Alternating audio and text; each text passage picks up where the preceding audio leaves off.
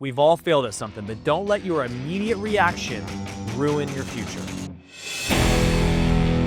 We've all been in situations where we failed at something. And I know as a parent right now, talking with your kids, this is one of the number one topics that I find myself giving lessons on is like, look, I know I just beat you at horse. I know I just beat you in basketball, but here's what comes of it. Or, hey, I know you got in trouble at school, but how do we learn from that? And how did we react to that? So today's episode is on burning bridges. And what does that mean? As we all know, burning bridges is how you immediately react to something. What's your knee-jerk reaction? So-and-so talks really bad to you. Your knee-jerk reaction is to just tell that person off and to just go off on that person. But instead, we don't burn bridges. I think back to 2012 when I was with the Atlanta Falcons again, and I can remember that we're in rookie minicamp and we're sitting in the meeting room. One of the things Coach Smith came up and he said right away to everybody, which was like, look, guys, every single one of you, of the however many guys there are in this room, there's a small fraction of you who will end up on this team at the end of training camp. He said, but the best advice I can give to any of you is to not take to social media to talk to other people and start talking crap about your coaches, to start saying negative connotations about anybody. Take time after you get cut, because the majority of you will, and take time to process that and think about what your reaction is. Because the second you burn a bridge, your relationship with that coach, your relationship with this team, this ownership group, whatever, is completely burned. And we do too much of burning bridges this day. And it's so easy now with like social media. As you get done with something, you say, you know what? I'm just going to go tell this person off. And then it's there forever. The knee-jerk reaction is to put people in their place or tell people what they think. And now the biggest rule that I have, especially in business now, is I think through to maybe a customer comes in and they say something, and it hasn't happened very often, but in the few times that it has happened, my knee-jerk reaction is to send something back immediately. But now I go with the 24-hour rule. If I have a reaction or something that I have to get off my chest, a lot of times I'll write it in a Word document right off the bat. I'll get it right off or Chat GPT, and I'll say everything that I absolutely want to say to this person. I'll write it all down, and I'll get it on paper, and I'll just read through it. And by doing that right away, I didn't have to send the send button to the person, but I get it on paper. I get it out of my head and onto paper, and I'm able to read it and vent and be able to say those things, whether it's either in the computer or however you're getting it on paper, but you're able to vent it. And then what I do is I sleep on it. In 24 hours, I come back to it. And 99.9% of the time, when you go back and look at that and what you write, you're going to realize that you're being way harsher than what you need to be. You're being way overbearing on the situation, and you start maybe deleting some of the sentences out, or maybe you start thinking about it even more and thinking, man, I sure am glad that I didn't send it. Because nowadays, it is too often, even I was talking to just one of our guys here in the office, and he's a teacher on the side. He talks about students now. They go in and, the student will say something to a teacher or say something to the professor afterwards, and they just completely burn a bridge with somebody. Because here's the reality of this. You don't know what situations or opportunities are going to come up later in life that burned bridge is going to just shoot you in the foot. But there's never a situation where burning a bridge is better than thinking through something and resting or sleeping on it. Because we've been around the person who maybe it's the coach, maybe it's the parent, maybe it's the boss, maybe it's the coworker, whoever it is, you go off a knee-jerk reaction. You say, this person really needs to be put in their place, and you go off on a tangent on that person, and you completely burn a bridge. I can think of back to many of situations where a burned bridge would have only hurt me. Times where I'd left a team and I went to another team. I think to myself, okay, I'm at that team, and the next year, I want to go back to that team. So I go back. There could have been ways that I could have talked to a coach, or I could have talked to somebody, and that relationship would have been completely destroyed. Or I think about employees who have said, hey, I'm going to move on. I'm going to go and do this thing. And I say, hey, man, good for you. I'm proud for you. I'm happy for you. That's great that you're going to do something else that you love. And then that person comes back later and ends up working for us again. It's because we didn't burn bridges with the people around us. It is a trait that every single one of us need to become better at. And the knee-jerk reaction ones that happen, and I've brought this up a few times too, but as we were driving down the road and somebody cuts you off, and the first thing you start thinking about is all the negatives about that person, how they don't know to drive. But the reality of that is I've done that. I can't even tell you how many times. There's been times where I've done it and I've thought, oh gosh, that was a huge mistake that I just made. I'm trying to wave to the person in the mirror. My windows are tinted enough. Maybe they think I'm flipping them off. I don't know. But it's one of those things that you think about the knee-jerk reaction. I'm going to tailgate this person. I'm going to go over. I'm going to cut over in front of them. I'm going to tell them off. Why? What has it done? Maybe that person was trying, and that's the thing I always think about. Maybe that person was trying to get to the hospital. Maybe that person had to get off the exit right away. Maybe they had something happening in their life that I didn't know about, but instead I knee-jerk reacted. and then I knee-jerk reacted, and 99.9% of the time, I'm even going to take that number up to 100% of the time, there's nothing good that ever comes from that. It does not help us. It only hurts us, and it sheds bad light on ourselves. If we're looking to make changes, be more successful, be happier in our lives, I say all that all the time, but it's true. If you're looking to move forward and take extra steps, start thinking through processes, start thinking through situations in your head before we do knee-jerk reactions. And it doesn't just have to go on the negative too. Sometimes that could be on a positive. One of the ways I sidetracked myself from burning bridges, and I literally, when I think about this, I literally think about an island that's out here on its own, and you've got all these bridges maybe going to the mainland, right? And you're going across it, and you got somebody coming behind you to burn the bridge. One of the things that I think about more than anything, I love visuals, is instead of spending my time burning that bridge, I focus my time on building new bridges. I think about what are opportunities and ways that I can actually go and create new opportunity for myself. Maybe you get let go from a job and you're thinking to yourself like, man, I could just go tell that person off right away. But instead you put that same energy into showing that person that they made a mistake. Maybe showing that person, I'm going to show that person they made a mistake, but not by going and saying it to them and trying to hurt their feelings, but showing them how successful I can be elsewhere. It's creating new opportunities. It sidetracks your brain from that situation and starts thinking yourself and putting you onto a whole new topic. That's a lot of times what that 24-hour rule does for me. As I think through, get my thoughts written down, get it written out on paper, think about it, go the next day, read it again. But before I send it, then I also put myself in a situation, okay, what new bridges can I start making now because of this? What are things that I can really start focusing my attention on to build new bridges to different locations instead of just trying to burn them behind me?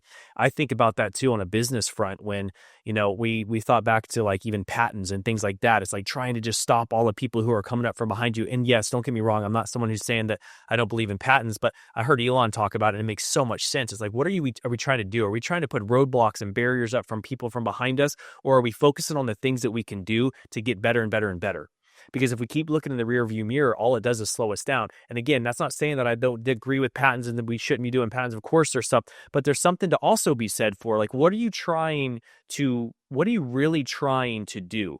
Are you so focused on stopping other people or going after other people? Or are you thinking to yourself, you know what, I'm going to keep moving forward. I'm going to keep doing this. People are going to do what they're going to want to do. They're going to find ways around things. I'm going to move forward and I'm going to start focusing on making what I do even better. Because when we're focused on personal growth, when we're focused on making ourselves better, bringing up the people around us, we start to realize that anybody who comes in that's into that negative space that we're in, all they're trying to do is just get us down to their level. They're not building us up. They're trying to bring us down. And sometimes we also think about like, well, maybe that's a good idea to burn the bridge with that person. We start thinking about ideas where maybe some of you are thinking like, hey, there's maybe times when we do have to burn bridges. And that's why I was saying that 99.9% of the time, it's going to be hard to convince me of a time where really it does make sense. I'll even go to like an extreme. And that's what I typically do when I think about topics. Is there a reason? Like maybe someone's has a strong addiction. Like, no, I just got to burn the bridge on everything. Maybe it's a gambling addiction someone has. Like, hey, I got to burn the bridges with all casinos. You just can't go to casinos anymore. That's a little bit different because you're burning the bridge internally with that. You know yourself, like, okay, I got to burn that bridge. I can't do that. What are the things that I can do myself to stop that, right? As opposed to maybe you're going to the person at the blackjack table or something, and you're going off on that person, you're burning the bridge with that person, and all of a sudden you're banned from that place. And maybe that place has other places like restaurants or things that there's a difference between having a personal goal in your mind, saying I have to burn that bridge internally to not go and to do these things, as opposed to burning the relationships with people. And I can take that a step further. I think maybe you're a drug addict and you have that person who's dealing, I got to burn the bridge with that person. I got to cut them off. Yes, there's a way to cut that person off though, without going to that person and telling that person off. Because you go and you tell that person off and you create this bad, burning the bridge is you burning the bridge internally, and not saying or having that burnt bridge out loud. Because the second you do that, who knows what's going to happen with that person later and you later. Maybe you're both end up in a group together, but yet you went down this extreme with that person that you can't take back. Burning a bridge internally, being able to say, you know what, this is what I have to do personally. I have to step away from this situation is completely different than being vocal and outlandish and saying something that puts it out there in the universe that's just going to only hurt you later. Think about like lawsuits that happen, right? When somebody says something in an email or a text or something, it's really hard to ever go back. You can't. Like you said it. It's out there. It's in the world. You've said it out loud. That's what happens too when you say something out loud to somebody. Maybe it's not an attorney or someone that you're saying it to, or maybe it's not a lawsuit you're dealing with, but you're dealing with a personal relationship with that person. It's hard for people to disregard that once you say it out loud or do it. The bridges that we have to burn have to be internally. You know what? This is a situation I don't need to go back over. So maybe you put a roadblock up over that bridge. You know what? I know that I can't go back that direction. I have to focus on what I can do to move forward successfully. It goes back to the same thing about playing scared. You think about, oh my gosh, I'm just scared about this situation. You can't do it, as opposed to saying, hey, I'm not just going to go blow that bridge up because that feels good to do. What is it going to take for me to refocus my mind, start thinking about the new relationships that I can build, the new things that I can do in order to show the people around me, hey, that was a bad mistake. Or maybe you made a mistake. Don't look at going and hurting those people. Show people up by the actions that you take, by the things that you do. I was just talking to somebody about this the other day as well.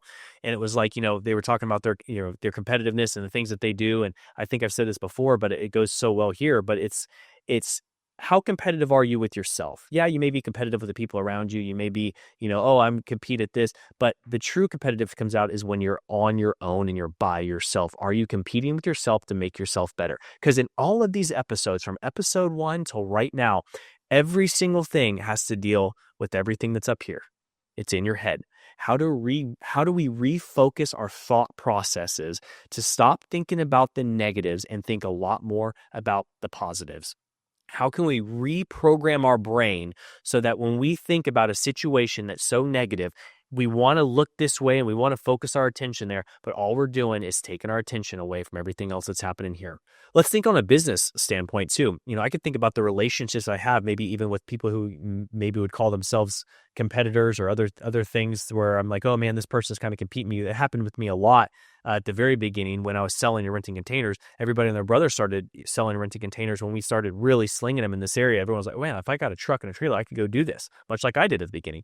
And then people would start popping up. And my first knee-jerk reaction was to say, what can I do to be better and make that person so they're not successful? But it's like, why? If I just focus forward on what I have to do and do better at what I'm doing, that person is doing what I was wanting to do, which is thinking about how they can come and undercut me. The truly successful people put that to the side and say, what can I do to make sure that at the end of the day, my customers are going to have the absolute best experience when they come work with us? Same thing happens in the fire industry now. As I'm going through and developing new products, I start seeing products that look kind of similar to mine. I'm like, good, I'm glad that they're doing that because I'm already 3 steps ahead of where they are. I hope they follow behind me, because if I stop innovating, if I stop doing what I'm doing, by the time that person does something they think's what I'm doing, I'm already 3 steps ahead of that person. And that's how it will continue to be, because I surround myself with the people who allow me to not go out and burn the bridges with those people. Because who knows what's going to happen later on down the road. Maybe one of those people are looking for a job later and they want to come, hey, you know what? Our business didn't really work out. I know they got the mindset. I know they got the things they can do.